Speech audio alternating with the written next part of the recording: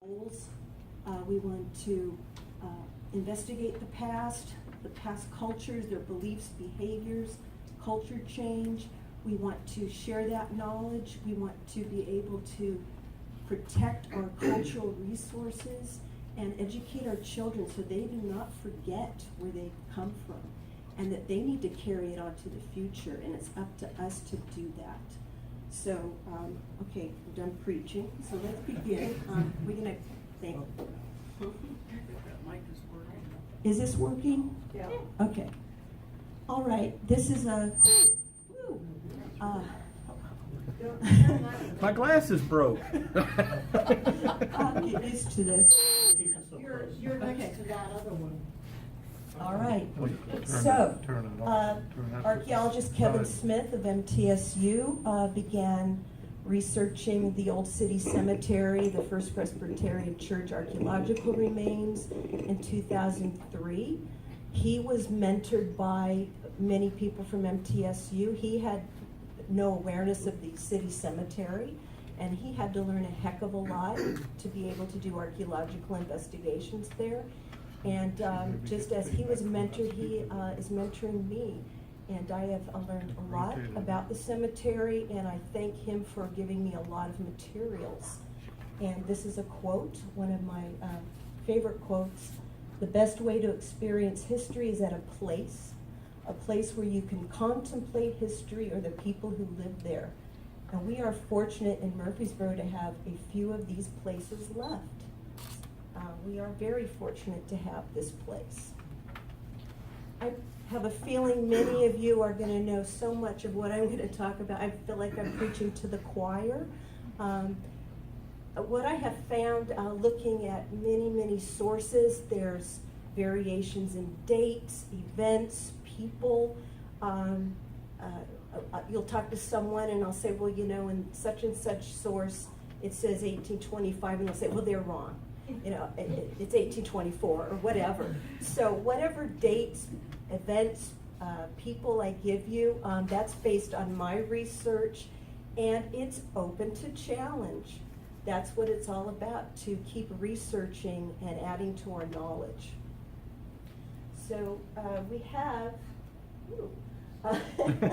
this is the 1818 map overlaid on a 1878 Beers map. This is just to show you, here's the public square where the courthouse would have been, and just down a ways over to the east we have the original lot of the First Presbyterian Church, and here's a blow up. This is the original lot of the church and its burying ground. Whoops. Again, this wasn't here when it began in 1818 or so. And we'll get into dates. There's another date challenge. So here's a Google view, a very high-flying bird's eye view of the lot. And the Old First Presbyterian Church, 1820, 1864. And its burying ground was to the south and to the east. And then later on, 3 more acres were purchased to become the first public cemetery in Murfreesboro.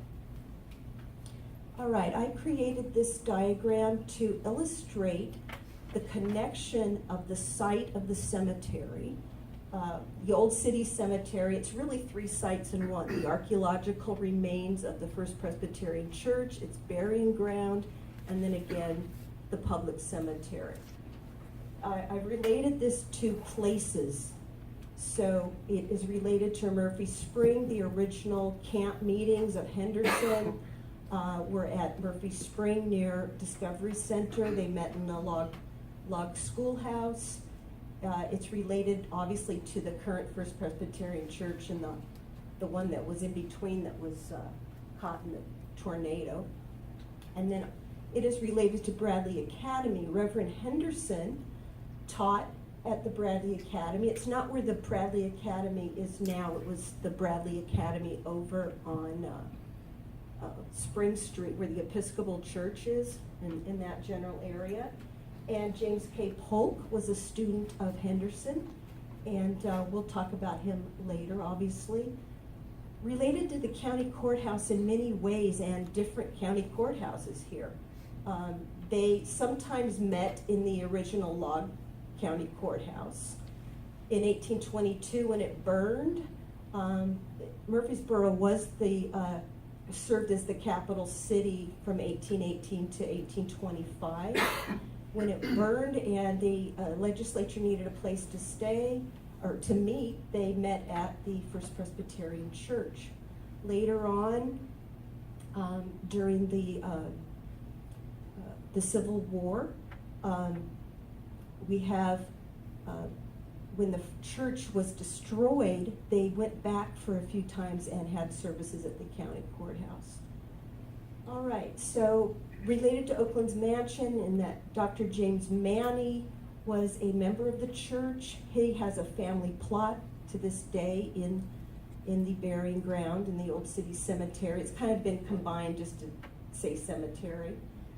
He also gave money to construct, he didn't give money, he sold 20 acres to construct Evergreen Cemetery. Related to another place, the early homes of the settlers, the plantations, and the businesses, and also the Stones River National Battlefield. During the Civil War, many Union soldiers were buried, and many, by meaning 600 or more, were buried temporarily here. Confederates were also buried here temporarily, and there are a few permanent residents. So, fine. All right, you have, I'm sorry, there were some handouts. I only brought 20, so I know that isn't enough. But there's a timeline on one of those handouts. Maybe you can get copies made or share, but I'm going to quickly go through. 1811 was the first religious camp. It was organized as Murphy Springs Church in 1812. This is one of the first organized groups in Middle Tennessee, later to become Presbyterians. The Tennessee Division of Archaeology recently posted the Kmart in Nashville shutting down, and that's where the most likely first Presbyterian group started, and I immediately wrote on Facebook, no, we were first. And then they said, well, we met in 1813, and I said, well, we met in 1811. So anyway. And then I think they shut down that post, didn't they, Jared? Correct. Did you laugh at that? Yeah, yeah, I know what I'm talking about. you were quick, you were right. Yeah. Oh, yeah. Okay, so October 17th, we have the town of Canonsburg. Renamed Murfreesboro just a month later. A lot of things happening here. 1818, Murfreesboro serves as the state capital, and the church is denominated as First Presbyterian.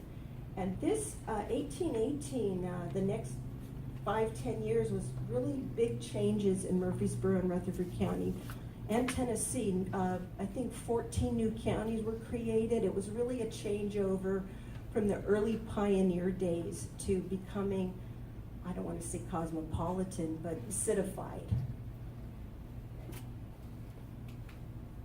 All right, so I have so many backstories, and I know I'm not going to have a chance to share everything with you, but I was cleaning in a cemetery with our group of volunteers, and the lamp gallery is just 2 shops down. Is John Patterson here? Bill Patterson. Bill Patterson, excuse me. And I walked in and I looked terrible because I'm cleaning stones. I said, I just wanted to say hi, tell you what we're doing in the cemetery. And he, is a descendant of one of the Lytles. Which William is that, Susan? It's Captain William Lytle. All right. Well, if you want to know about all the Williams, Lytles, talk to Susan. She filled me in. Anyway, he goes, have you seen this? And he shows me this. And I thought it was a joke. I mean, I could barely read it. And it said, he goes, that church was built in 1818. I said, no, it wasn't. But what this is, I went home and I thought, maybe there's something to this. So I call him back and I find out where he got it. He got it from the First Presbyterian Church.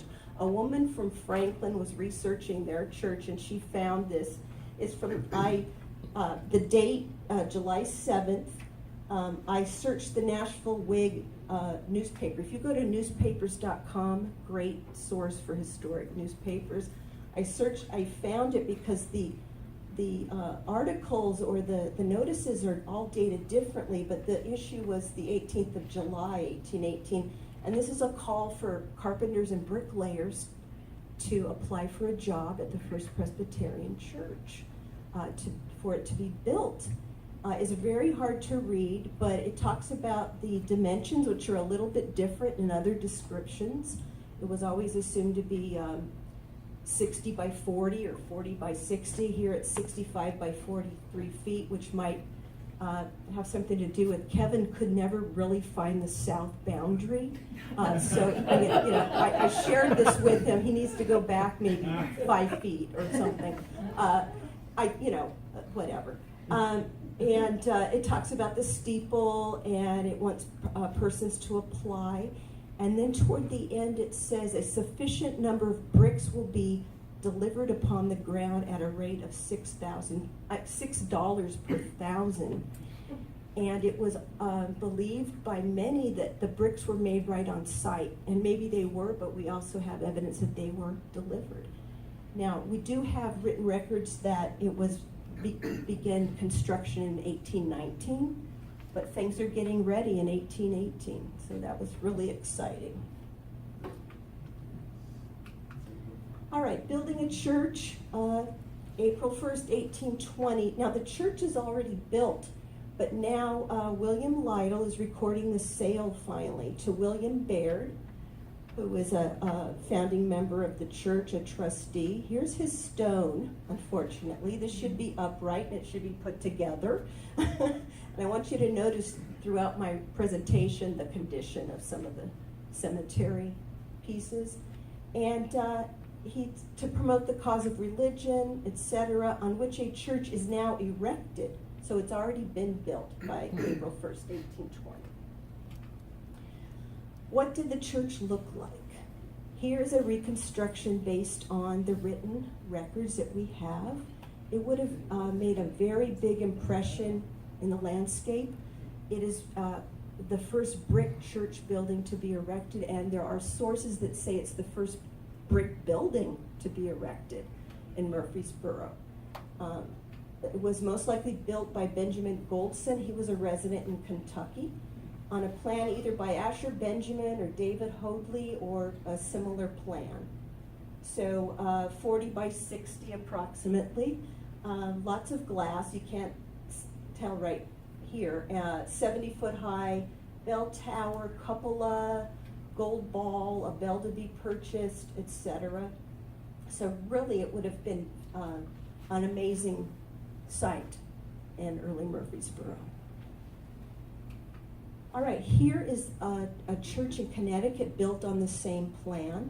And the church here had windows to the side just like this, steps coming up, the 3 doors in the front, the bell tower, etc.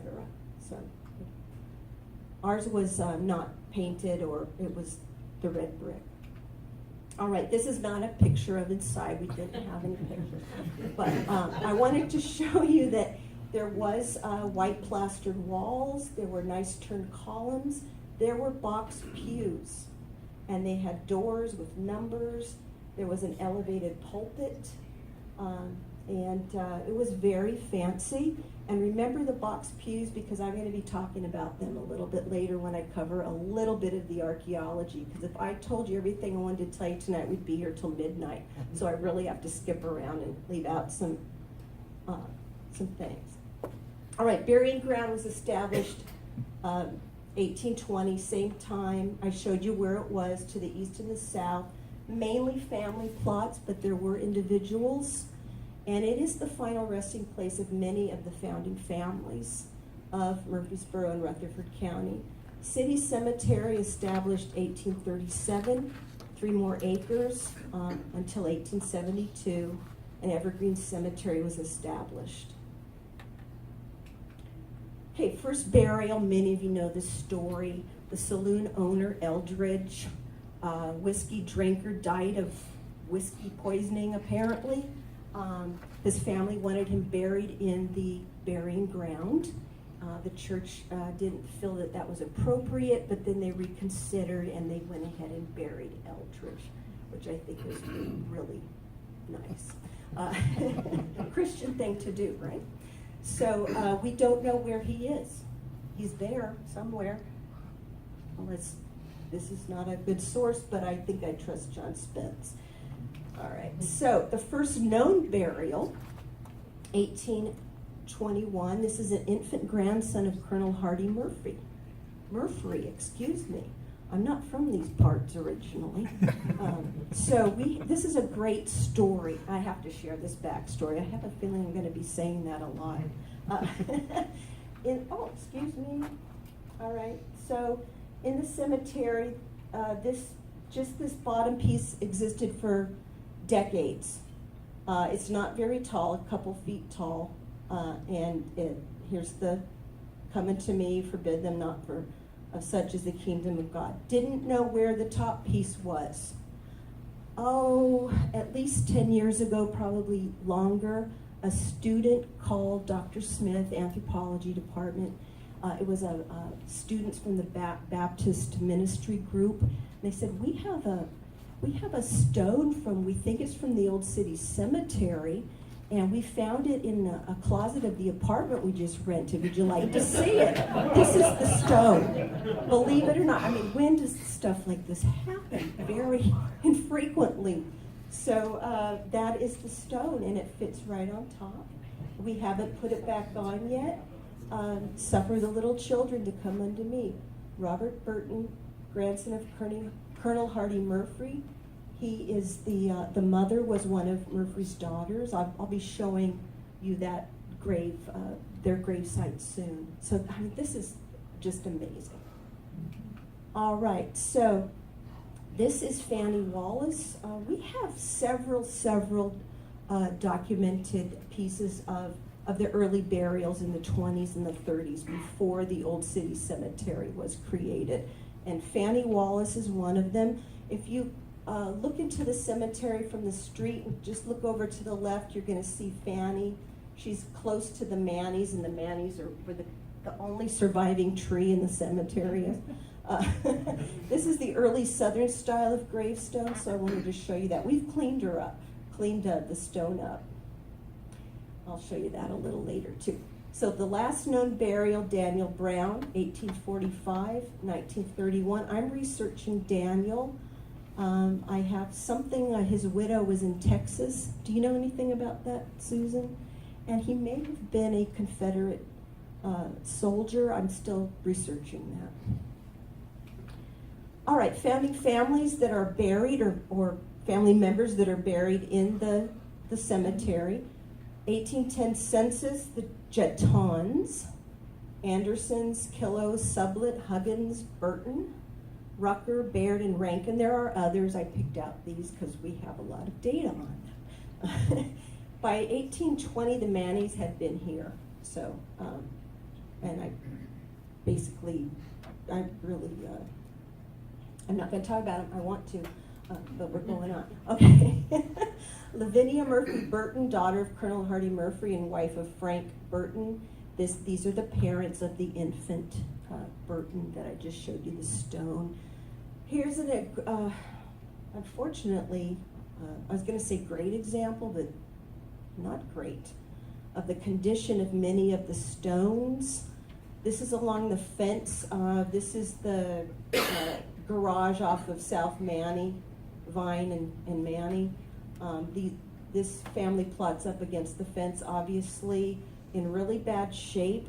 These covered urns would have been on top of the monument, or the gravestones, the obelisks, and we have probably a offspring here. We have broken pieces all along the fence, and all along the fence line of the whole cemetery, we have broken pieces. Someone has put bleach here at some point, which is a big no-no. And I do have to say, in the 60s or 70s, all the stones were sandblasted, which was very damaging and obliterated a lot of the epitaphs. So, yeah. Not a good idea. All right, so other Murphy daughter and here we are. Here's Sandra Campbell, one of your members, my husband, and this is Dan Allen. Is Dan here? Okay. Cleaning up James and Sarah's tombstones and obelisks. This is one of our first cleanings. We've had 4 cleanings since March. We're all volunteers working part-time in the cemetery and our other tasks for the project. And I expect to see all of you out once in a while. Oh, we're going to work on that before the night's over. It's not hard, really. It's like cleaning we won't let you scrub hard. We'll let you use our special solutions, and it would be like washing your refrigerator. It just takes a long time. All right. Okay, John Jeton, early settler of Murfreesboro. He's an example of a Masonic emblem. His brother was Colonel Robert Jeton. He served in the United States Army in the War of 1812. He served in both the Tennessee House and the Senate. However, he was in between jobs in 1822 when the legislature met here. So he was not part of that 1822 legislative meeting. Okay, gravestones. I think I said no gravestone should be lying flat. It wasn't done back then. We do have a few that were brought in that are modern markers, but all these stones should be upright. Consort, you go, we'll have visitors and somebody like, consort? In fact, I did that the first time I saw it too, until I found out that consort refers to a woman who died before her husband, and relict refers to a woman who died after her husband's death. I'm not sure if I like either of these terms, but whatever. Yeah. What's the saying? Women have always been in history, but they've not always been a part of history, right? Reported. Okay, I won't get into that. All right, so slave burials, probably. We have a record of 81 by Mary Wilgus. She was a grad student, I believe, at MTSU. We cannot find these. They're probably buried, and we are going to uncover them sometime. It's assumed that the Reeves did have slaves, and these may be slave burials. We know that one of the galleries in the church were for slaves, and eventually slaves, African Americans, became members of the church. All right. Big things happened. Important things happened here in 1822. Remember, Murfreesboro is the capital, serves as the capital. And the governor called for a special session of the legislature to convene. Unfortunately, the courthouse had burned. So the First Presbyterian congregation did a little remodeling, put a floor across the top of the gallery, and the Senate met at the top, and the representatives met at the bottom. And the proclamation didn't say, we're going to nominate Andrew Jackson. It just talked about there's a lot of business that we have to take care of. There's taxes due. Many families want to know about their plots, etc. I found that article in the Nashville Whig. So at this 1822 General Assembly meeting in the First Presbyterian Church, James K. Polk was the clerk of the Senate. He was 27 years old. We tend to think of all of our forefathers as always looking like old men. At this time, they were young men. So he's 27, and he married Sarah Childress, a local gal, and she has relatives in the cemetery. A brother, she had 2 brothers, I believe. She has a brother and his wife, and I think there was a second wife, and then her nephews. And there might be some other relatives in there. I'm still checking that.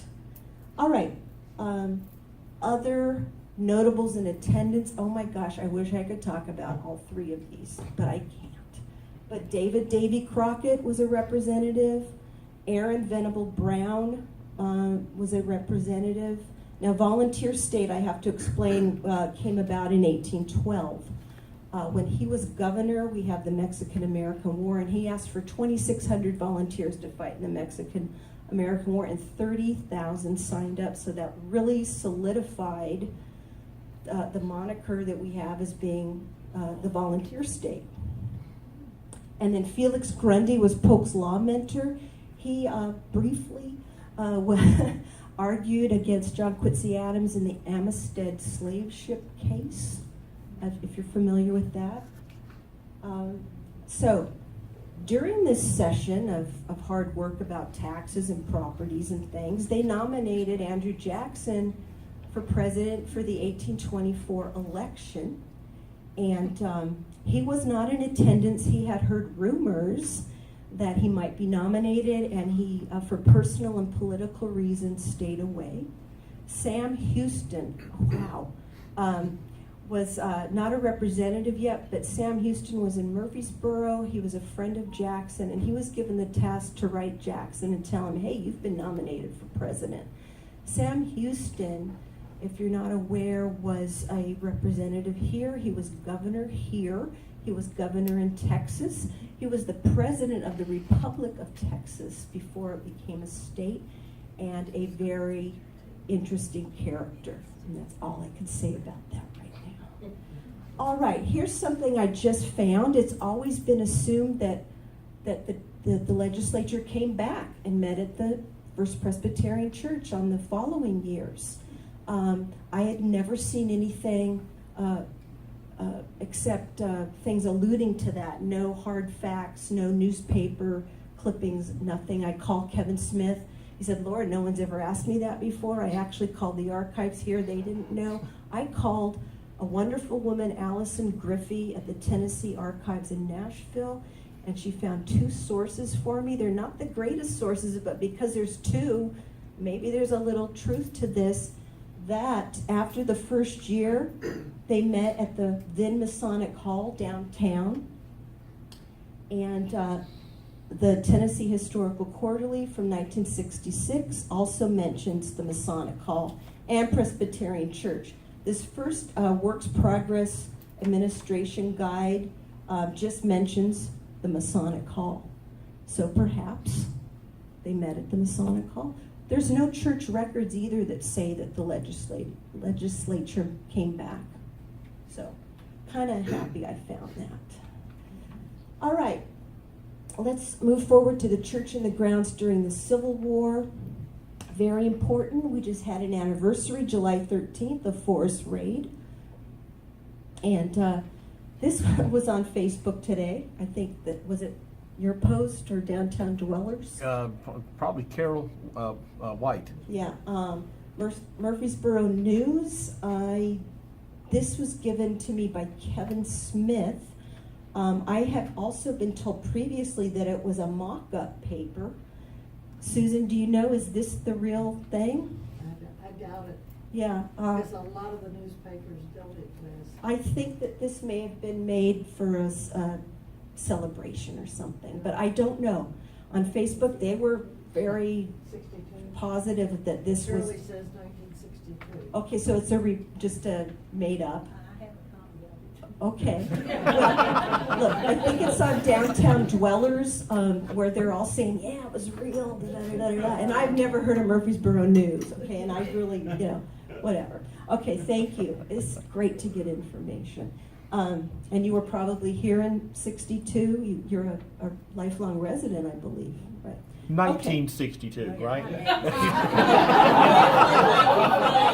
1962. I apologize. I mix those up all the time. I need to say 19 and 18 and 18. You'll know what I mean, right? All right. Okay, so a nice quote by the visitors of the Rangers from Texas talking about the old school Presbyterian Church. That is another name for the Presbyterian Church, old school Presbyterian Church, where the soldiers of both armies are buried. There were many Civil War federal soldiers buried during Forest Raid, and 24 of Forrest's men died outright, and then 2 later. So actually 26 were buried here. And we're going to go on. And this is the latest monument in the cemetery. It's right up front with that I call Monument Row. This is two-sided. This is the street view, and you come in the cemetery view. They had their celebration on July 8th. They have a memorial celebration. And I came a few days later just to take photos. I'm always checking on the cemetery. Something's always disturbed every time I go in there, including me.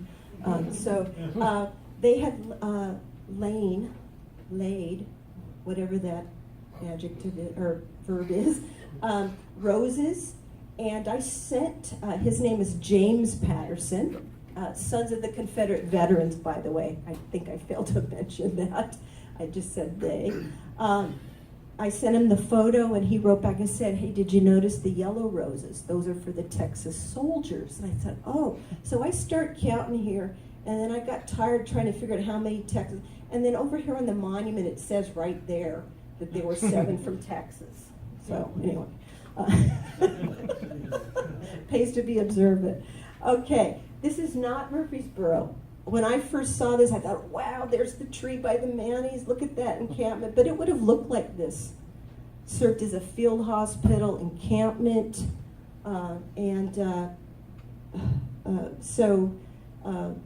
Very distressing. Murfreesboro was changed forever. The intrusion of the war, changing families and businesses and houses and churches. People were not allowed to congregate in churches for a while. Really changed the face of Murfreesboro for many years after the war.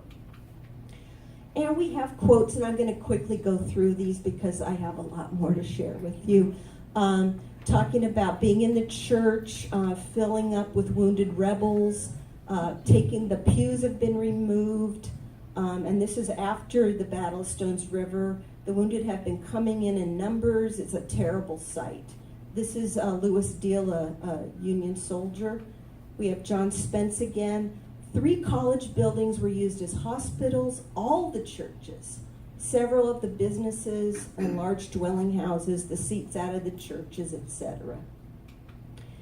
All right, a Confederate soldier. We have a few that we know of. I mean, there are many, but the ones that we have data on, buried in the church. This is Reuben Searcy, and he was injured in the Battle of Stones River. His brother stayed to care for him. Unfortunately, he died about a week after. And he talks about having a well-marked spot, and it is. It's on the east fence, and it's really not surrounded by anything else, except now it is surrounded by trees and bushes that need cut. And he mentions that he had a headstone with his name deeply cut in. And indeed, it's still in really good shape. So if you're going to go, have your headstone cut deeply so we can read it many years from now. Please. So we can't read, especially when they were sandblasted. All right, military men, final resting place for veterans of these 3 wars. And obviously the Civil War, up to 600 soldiers were buried permanently or temporarily. And there's accounts that say up to 1,500. Which reminds me, I am amiss by not saying that the cemetery, State Street, was not originally going all the way through the cemetery until late 1800s, early 1900s. The cemetery, extended past where State Street is now, right into Madeline Scales Harris' home and backyard. And there could very well be Civil War burials still under State Street. Okay, devastation. I love these numbers, and this is, abbreviated. 81 soldiers involved in the Battle of Stones River. End of the battle, 24,000 casualties, and around 3,000 killed outright. Now look at this, 24 casualties was the total population, more or less, of Rutherford County. And the outright deaths was the total population, almost, give or take a few hundred, of Murfreesboro. I find that chilling.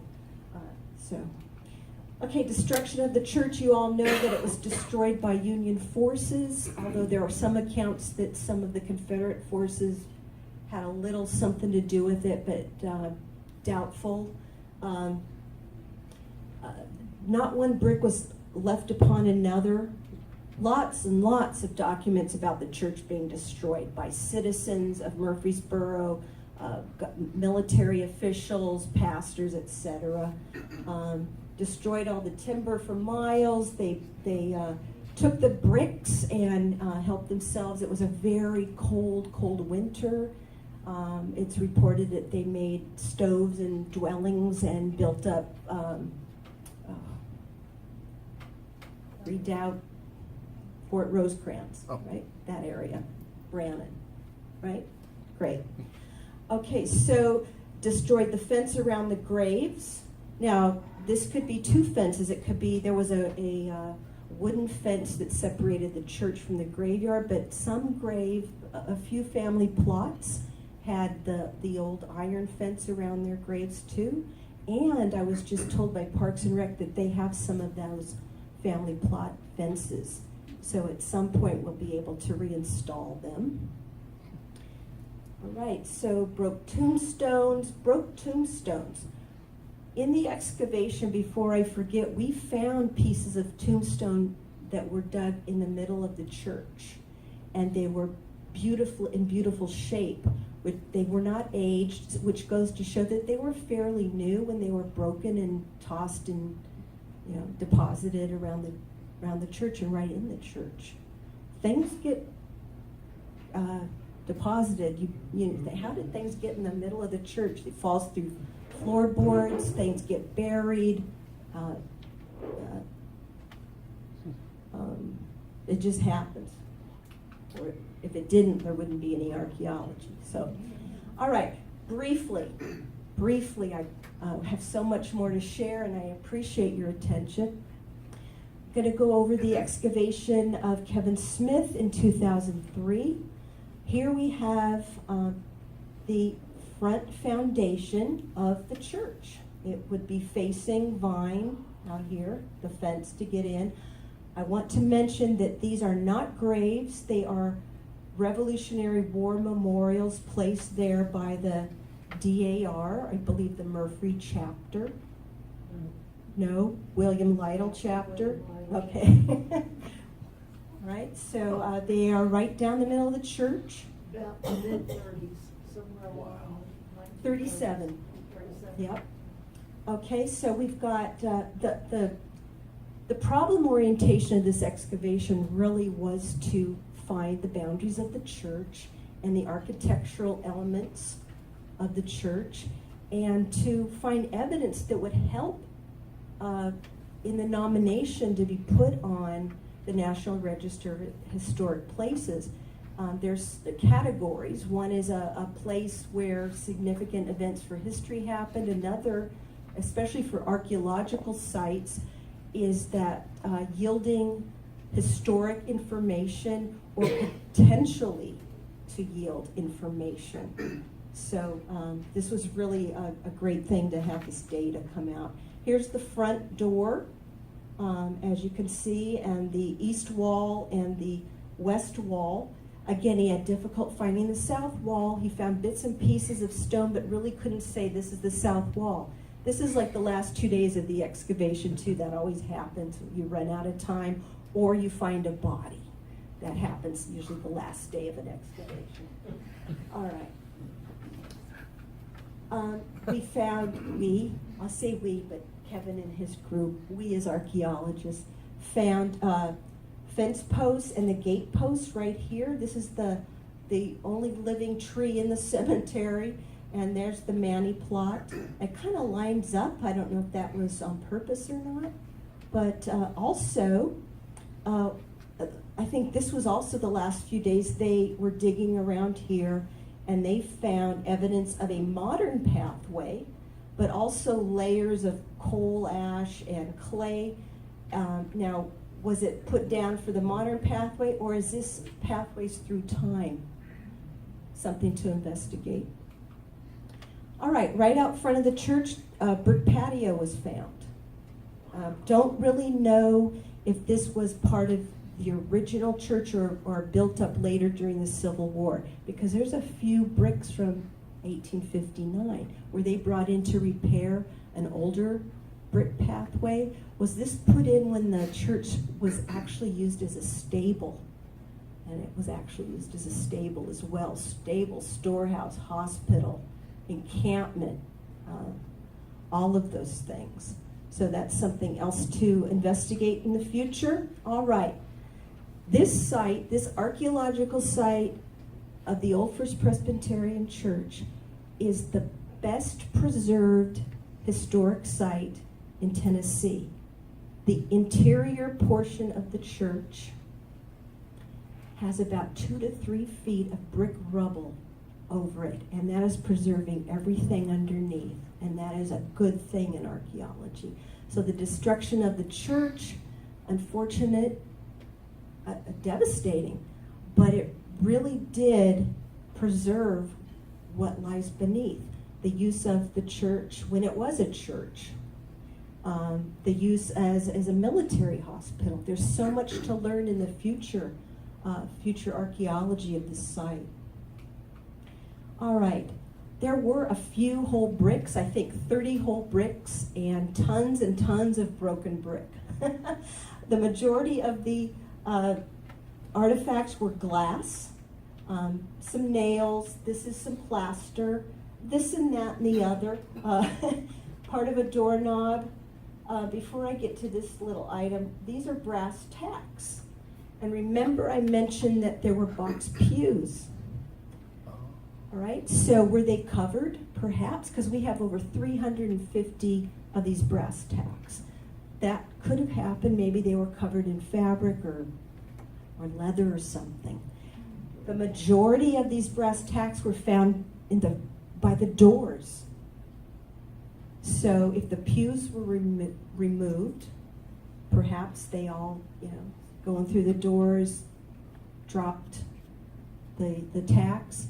An alternative interpretation is that brass tacks were also used on trunks and cartridge bags and other things that a soldier would have used.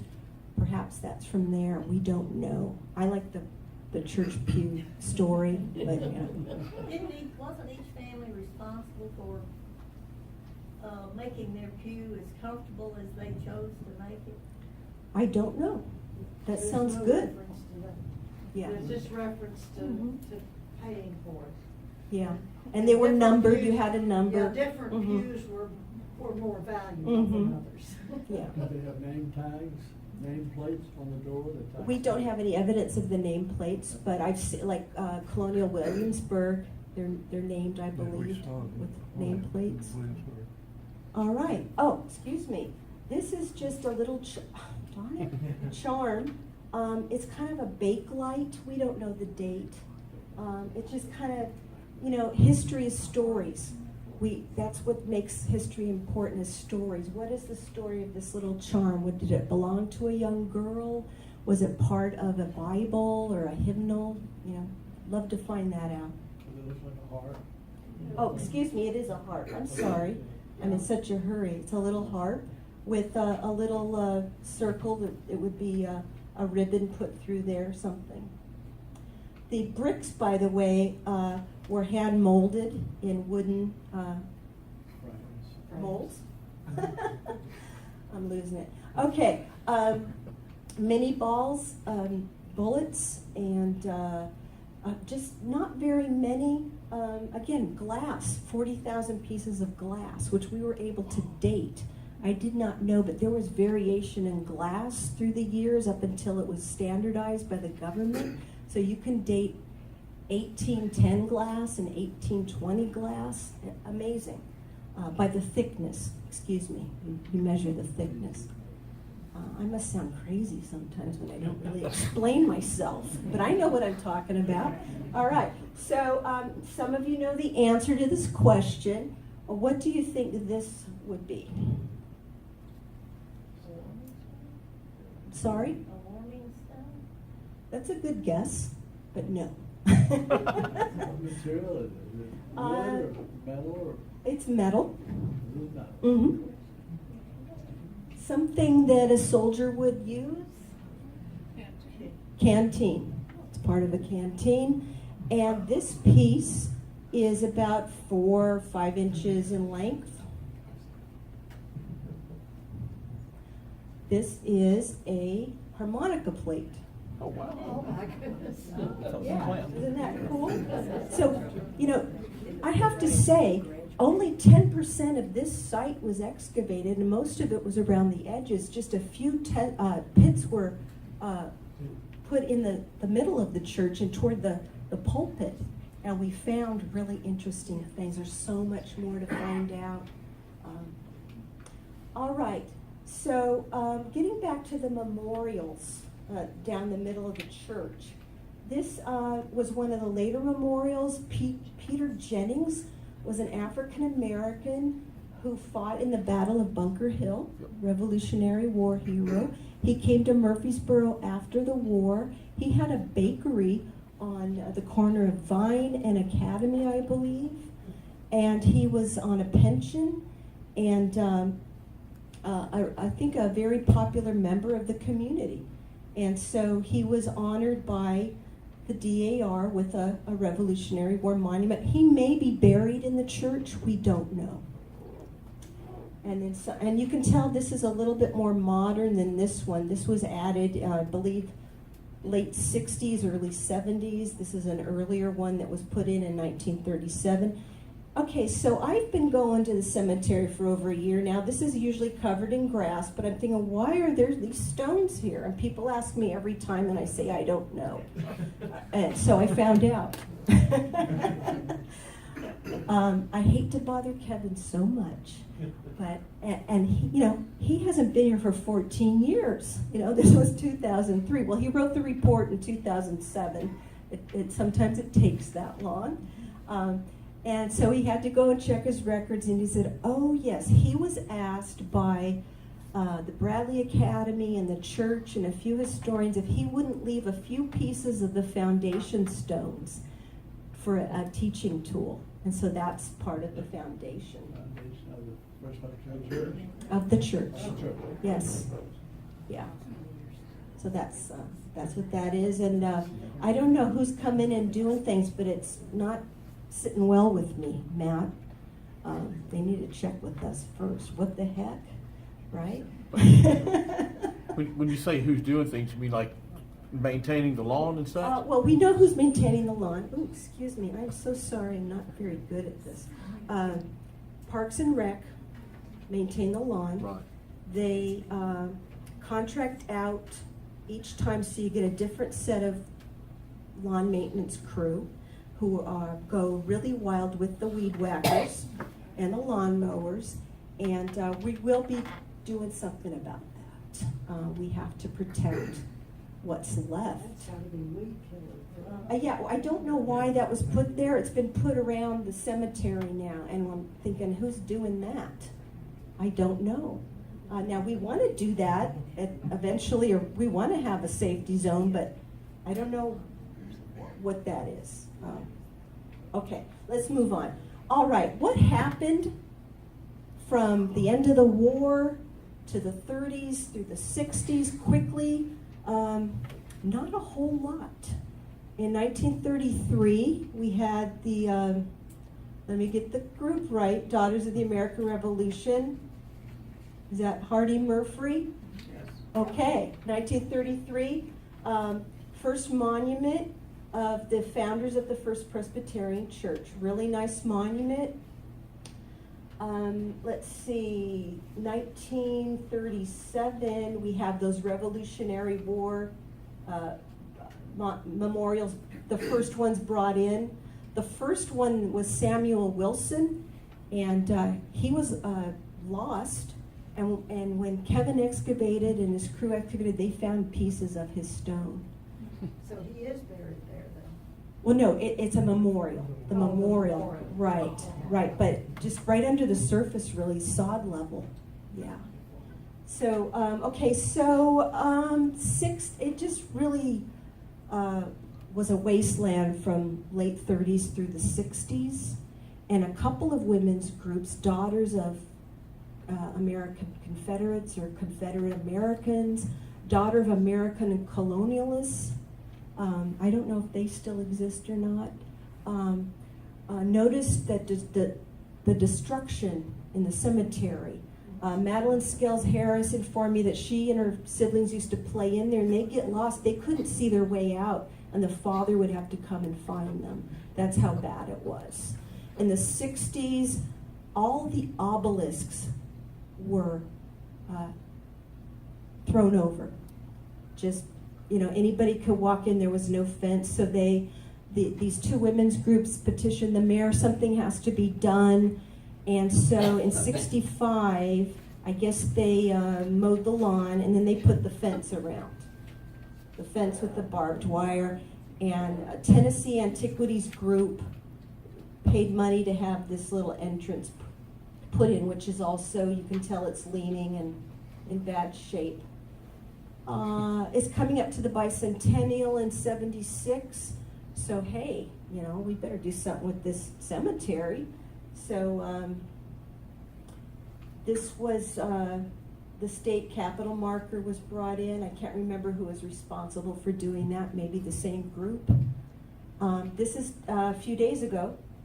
Sometimes it leans this way, sometimes it leans toward me. Here's the forest monument, by the way. And notice this little pile. Is anyone here from the Confederate Veterans Group? Were you in my other talk when I talked to your group? Oh, yeah, they had a lovely time there, too. And I rambled on and on, right? All right, and you remember me saying, look at that pile. Well, that's the dirt pile from when they put the Confederate monument in 2 years ago. However, we're going to screen it and see if we can find any artifacts in there. And it's been sprayed for some reason. It used to be green. They sprayed it, and we did. Yeah, well, they've never done that before, so this is a new group of lawn maintenance people. All right, so, excuse me. All right, 73 we have General Joseph Dickson monument put in. He and his wife are buried in 3 miles out of Murfreesboro, but the monument is here. He was a founding member of the church. And I believe his descendants wanted this monument here.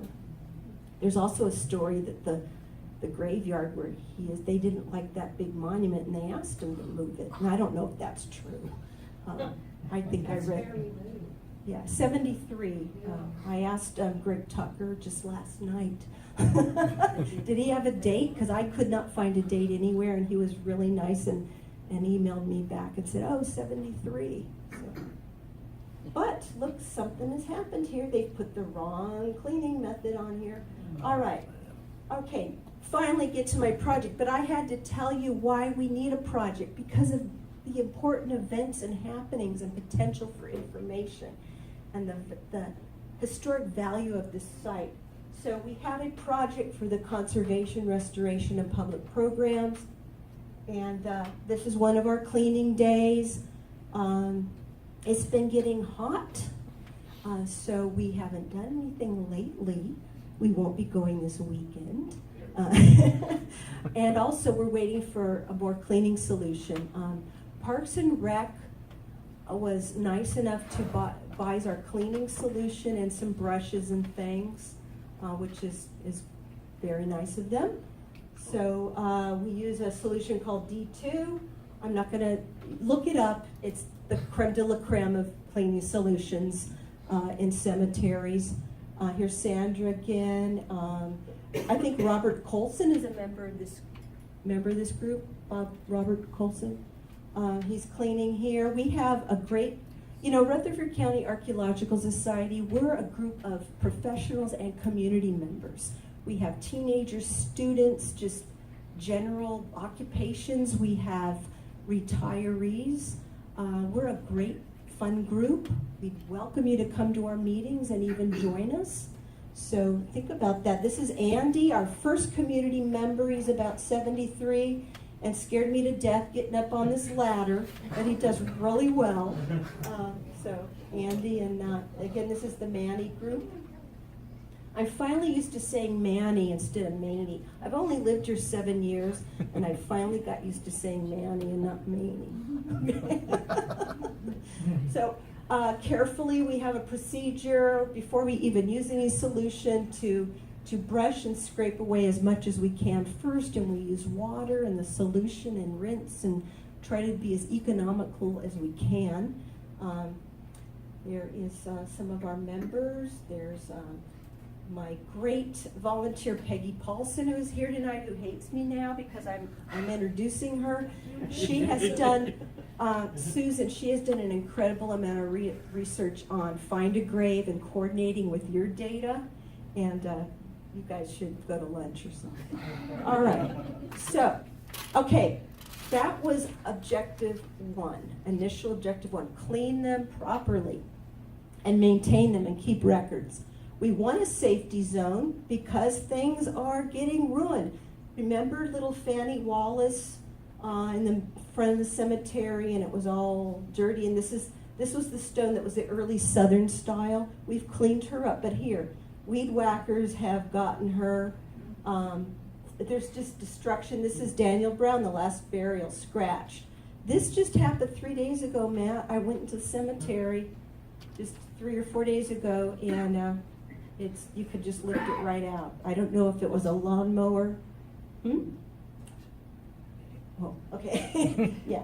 All right. Okay, wow. So number 3, and this is very important, and we are so fortunate to have Dan Allen, who is an archaeologist and conservator, and the DAR has used him previously. He's donating his time and materials to help us restore a lot of the stones.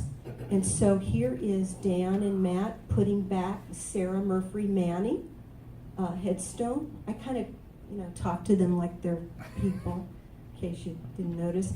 So he has his scaffolding equipment. Even the smallest stone weighs hundreds of pounds. Matt can barely walk. He's using a cane because of this. Oh, God. So this took a lot of work. And, Dan snuck in later. Were you with him? He put the cap on. Yeah. So here is Sally Murphy Manny's obelisk and James Manny put together. All right, destruction through the church. Broken box tombs, sunken graves. This could be empty, or it could have a sunken box grave in it. We don't know. Stones laying around, just a mess. You could pretty much walk through the cemetery and scoot your feet around and find a stone. That's amazing. So we have a lot of work. This whole project is ongoing for the rest of our lives. All right. And we love it. Yes, we do. It's such a worthy cause. I was looking for something for our group to do locally, and this is it. So we are advising the Parks and Rec Department about getting rid of those trees and bushes along the fence lines. They're encroaching on, they're not just encroaching, they're taking over. They have taken over many stones. Here's a headstone there. I have photos of other ones. This is in the Burton area. This is actually the first plot that was sold by the church after the Civil War. They started selling family plots, and it's being taken over. Here's something that's, in the jungle here. This is close to State Street, and there's a fresh scratch. I don't understand that because they haven't really trimmed, they just scratched it, okay? This is something that really is going to be one of our game changers and very important for educational purposes, offering tours. We have to get people back to this place and share the history. So developing and providing tours for the public. There's so many ideas for tours. We can have specialized tours, talk about the founding families. We can talk about the different headstones. A lot of the headstones reveal sicknesses and diseases. When you see infants and children dying within weeks and months of each other, you know that there was some flu going on. All the different emblems, Confederate emblems, Masonic, religious. There's so many stories that can be told. So we would really like to develop this. I have been wanting to give a tour, but I'm still working with the city about liability. So as soon as I can get that cleared up, then I'm going to hold a tour. All right, we want to provide staffing. And this is something you might be interested in if you don't feel like cleaning. Help us out with the tours or staffing days for open days for the public on holidays, or just to take a peek in. We've got to get this to the public. Or, I'm gonna go back one. You know, this is a good reference. If you look at the bottom picture, you can see those stones right there. That was prior to us doing any cleaning, putting any solution on here whatsoever. If you drive down Vine today and you take a look in the cemetery, they are absolutely gleaming down the center. Most of the front pieces, yeah. Now, when we do, I'm glad you brought that up. When we do cleaning, we're not trying to get them shiny white. These are artifacts, but they need to be cleaned because they're being damaged by all these organisms and dirt and weathering. So some of them do come out quite clean. Others, you think you hadn't even cleaned it, but it's clean. All right, we want to create a brochure and cemetery guide. I'm going to go on.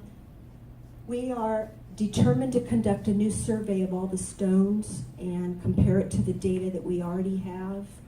And this is me right now. This is my whole life. Eye strain, very useful. Susan Daniel Resources, and I mentioned Greg Tucker's been helping me out quite a bit. Been into the library. Susan Ramsey from the Linebaugh just helped me out a lot with the Masonic discovery also. Lisa Ramsey. Oh, excuse me, Lisa Ramsey, I apologize. I know, it's late and I haven't slept much. All right, so Find a Grave is a great resource. Peggy Paulson is, excuse me, is again helping out here. All right, we want to do, Matt is a trained GIS, GPS expert. He's going to be getting us coordinates for each stone. And those are the initial objectives. And quickly, I don't have that many slides left, I promise. But it gets exciting now. Okay, so when I wrote this proposal, I wrote a 20-page proposal. I put in everything I ever wanted to do, and I was told by Parks and Rec, you're going to scare the commission. You better, have an area for consideration for future research. And I argued with them, and then I thought, okay, well, I got to do what they're telling me, and I did.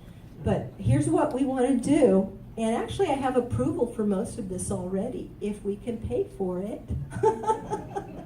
So we want to do ground penetrating radar. We want to know where the gravestones are, the shafts, the mass grave shafts for the soldiers, etc., and pathways. Once we do that, then we can think about beautification and creating more pathways and things. And we want to put signs or a kiosk in there. We need interpretation, public interpretation. Okay, quickly, ground penetrating radar looks like a funny looking lawnmower with a computer. Jesse Toon Jared is going to come out. He's going to have a newer high resolution technology on his drone, and he's going to survey the cemetery. Zeta Law from MTSU is going to be doing LIDAR, which is a light technology that will reveal spaces in the cemetery. Here is a pathway. I was early March. Oh, wow. This is the side view, but this is up and down the cemetery from north to south, and daffodil bulbs coming up. And I pleaded with this Parks and Rec, please don't mow that over. We'd really like that. And it's been mowed over because they can't control the lawn people. I have to say, Parks and Rec has been really wonderful and supportive. I just, I maybe need to, I don't know, Matt. What's the word? Get to the right people. get to the. Yeah.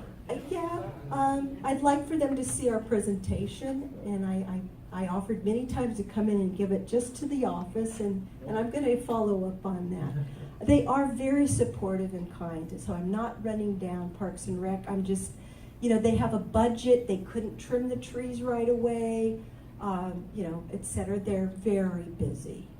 The wonderful park system we have here. But I will not be said no to. Just gotta keep asking. All right, and signage, all right.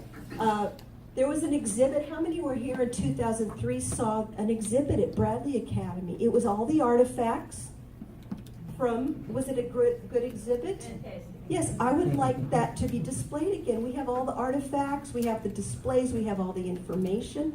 There's an online edition, an archive of it, and I think that would be great to show. I'd like to share those artifacts. They're in, the city is, they're caretakers, so I need to find out where those are. I think they should be donated to the Rutherford County Archaeological Society.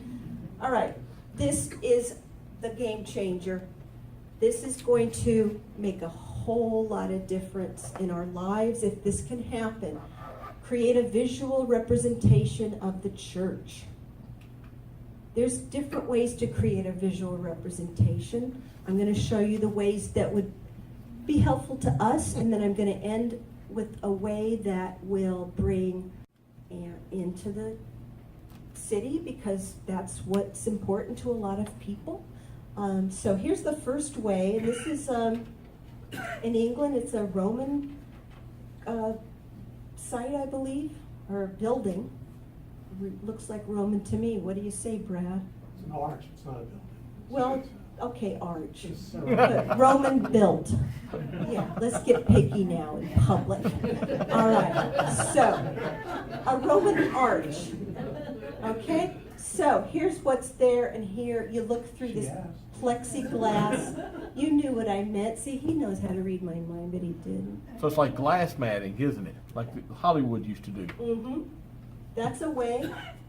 This is great. Look at the landscape. Okay. She's looking through a special scope, and here's what she's seeing. There was a castle there once. That's cool, right? This is in Old Salem in Winston-Salem, North Carolina, a 18th century to 19th century Moravian religious settlement, similar to colonial Williamsburg, but on a much smaller scale. Here's a house that they have put up a facade, and then they delineate the perimeter. That's a way. Okay, this is the way. So this is called a ghost structure. The first one in the country was over Ben Franklin's house and workshops. Here's one in Maryland made out of timber. Okay. And here's one we're back in Old Salem. And look at the site on the landscape. Can't you see the old First Presbyterian Church designated like this?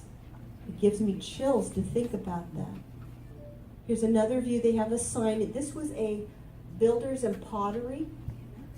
And what's great about this is you could still do archaeological research. It's all opened up at the bottom. It's up on cement blocks. Now, this particular structure is outrageous. It's electrified. There's a screen. They have light shows going up. I mean, I don't think that's going to happen here. Okay.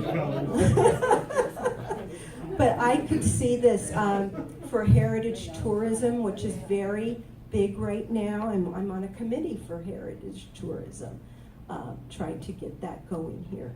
So I think this would be wonderful. And I've met with the pastor of the First Presbyterian Church about a week ago, and he's interested. And then he said, well, I'm going on vacation. Let's talk in September. But he is interested. All right. You could talk about the merits of projects. Yes, I'm winding up. But no one's fallen asleep yet. No one's left? That's impressive. I know. And I apologize, but you could see how there's so much to cover. So what does it mean to you?